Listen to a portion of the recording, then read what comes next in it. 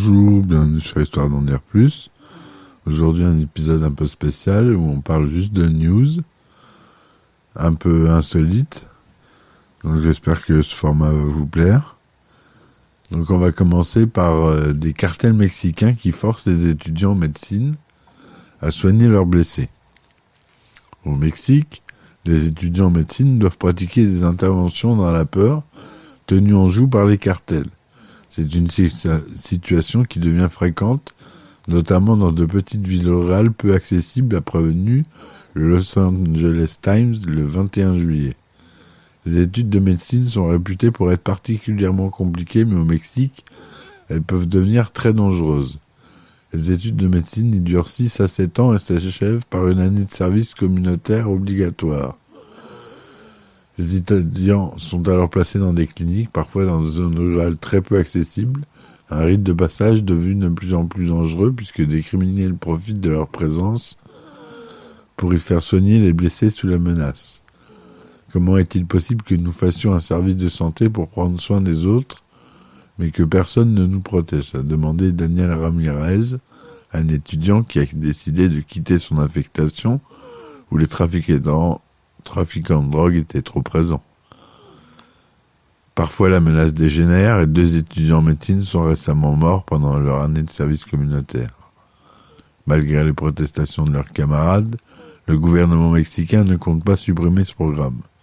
Il n'est pas souhaitable de suspendre ce processus de formation qui est si important pour les médecins, a déclaré Jorge Alcocer, secrétaire mexicain de la santé.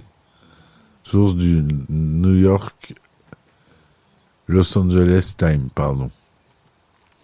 Encore au Mexique, une reine de beauté mexicaine arrêtée pour avoir volé 45 grands vins. Une ancienne mystère mexicaine et son partenaire ont été arrêtés après plusieurs mois de cavale. Le couple avait volé une quarantaine de bouteilles de vin prestigieux dans un hôtel-bar-restaurant espagnol, rapporté Vice le 21 juillet. Priscilla Lara Guevara et son compagnon Constantine Gabriel Dumitru ont été arrêtés après avoir volé 45 bouteilles de vin dans un hôtel-restaurant en Espagne. Selon les autorités, la reine de beauté mexicaine a volé les bouteilles pour une valeur de près de 1,6 million d'euros. Les enquêteurs ont affirmé que le vol était planifié puisque le couple s'était déjà rendu dans ce restaurant 3 fois cette année. Mais après avoir dîné, le couple est monté dans leur chambre vers 1h du matin. Priscilla Lara Guevara appelle le service des stages et la réceptionniste quitte alors son poste. C'est à ce moment-là que Constantine Gabriel Dumitru se rend dans la cave à vin du restaurant et ressort avec 45 bouteilles de vin, dont un Chacodichem de 1806 estimé à plus de 300 000 euros. Le couple quitte ensuite discrètement l'hôtel vers 5 heures du matin. S'ensuivent des mois de cavale pour les amoureux. Les autorités ont finalement réussi à arrêter les 2 criminels le 19 juillet à la frontière entre la Croatie et le Monténégro. Bien que la police ait trouvé l'ancienne mystère et son compagnon, aucune goutte de vin n'a encore été retrouvée. Source Vice. Alors, est-ce que vous savez qu'on peut rouler à l'huile de friture? Les députés ont approuvé dans la nuit de jeudi à vendredi l'amendement déposé par l'écologiste Julien Bayou. Il est désormais légal en France d'utiliser de l'huile alimentaire usagée comme carburant, a annoncé BFM TV le 22 juillet. Il est maintenant possible de rouler à l'huile de friture en France. Les députés ont approuvé la majorité dans la nuit de jeudi à vendredi l'amendement déposé par l'écologiste Julien Bayou. Une solution qui, selon le député EELV, est bien plus écologique et économique. Pardon, excusez-moi.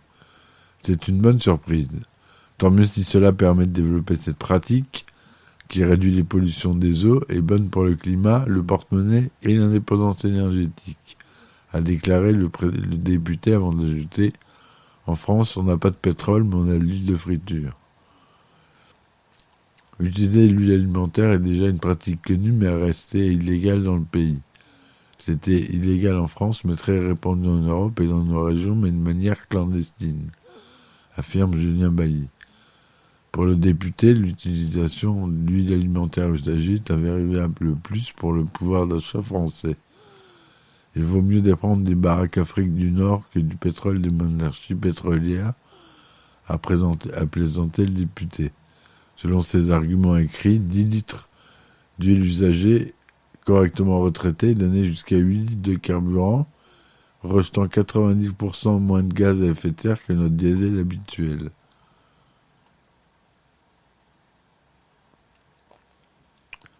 Autre news, une entreprise de reforestation déclenche un feu de forêt en Espagne. Un vaste incendie a brûlé près de 14 000 hectares de forêt en Espagne. Le feu a été déclenché par Landlife, une entreprise néerlandaise spécialisée dans la reforestation, a relaté Vice le 21 juillet. Il s'agit du deuxième feu de forêt en un mois déclenché par Landlife, une entreprise de reforestation. Le 18 juillet, un salarié de l'entreprise plantait des arbres à Bubirca, dans la région de Saragosse, lorsqu'il a provoqué accidentellement des étincelles. Ces dernières ont enflammé la végétation environnante, provoquant un incendie de près de 14 000 hectares. L'incendie s'est déclaré lorsque l'un des ouvriers utilisait une pelle rétro-spider pour préparer le sol en vue d'y planter des arbres cet hiver, a déclaré l'entreprise dans un communiqué. L'équipe d'urgence travaille sans relâche pour contrôler le feu et heureusement établi le périmètre de l'incendie. Néanmoins, nous sommes dévastés par la dernière estimation selon laquelle les dégâts s'étendraient sur environ 14 000 hectares, poursuit Landlife. Il s'agit du deuxième feu de forêt provoqué par Landlife en un mois. Le précédent avait également été déclenché par l'un des appareils de plantation de la société. Le gouvernement de l'Aragon, au lieu de recommander la cessation de l'activité, aurait dû l'interdire car nous avons le temps de repeupler la hauteur où le feu se déclenche dès que l'on jette du métal sur une pierre, a déclaré le maire de Bubirca. Au total, ce sont 14 000 hectares de forêt qui sont portés en fumée et 2000 personnes qui ont dû être évacuées d'urgence ce lundi 18 juillet. Source du Vice. Ce lac sous-marin qui tue toutes les créatures qui s'y aventurent. Des lacs sous-marins de la mer Rouge sont tellement salés qu'ils tuent tous les animaux qui s'y aventurent. Certains spécimens semblent même se servir de rares piscines d'eau hyper salées pour chasser, relatait une étude publiée dans Nature le 27 juin. C'est en mer Rouge que l'on rencontre le plus grand nombre de lacs de saumure en eau profonde au monde. Ces points d'eau hyper salés sont comptés parmi les environnements les plus extrêmes de la planète. En effet, ils sont dépourvus d'oxygène et certains animaux en profitent pour chasser plus simplement. Tout animal qui s'égare dans le saumur est immédiatement assommé ou tué, a déclaré Sam Purkis, professeur et président du département des géosciences marines de l'université de Miami.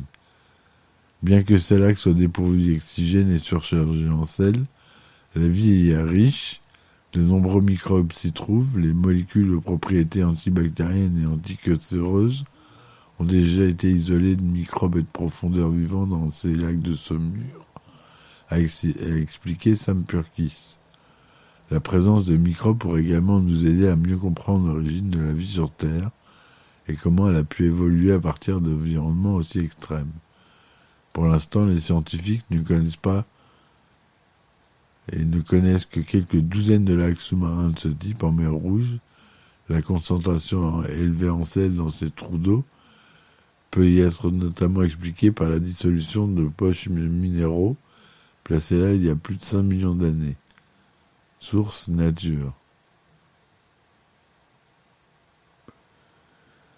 Et pour finir, une dernière petite news, le champion de boxe Mike Tyson, véritable légende de sa discipline, pense qu'il va mourir très bientôt. Selon lui, il approche de sa date d'expiration, relate Sport Bible ce 21 juillet.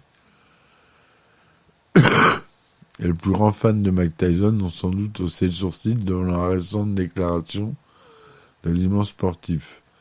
C'est dans son podcast consacré à la boxe que le star fait son étrange confession.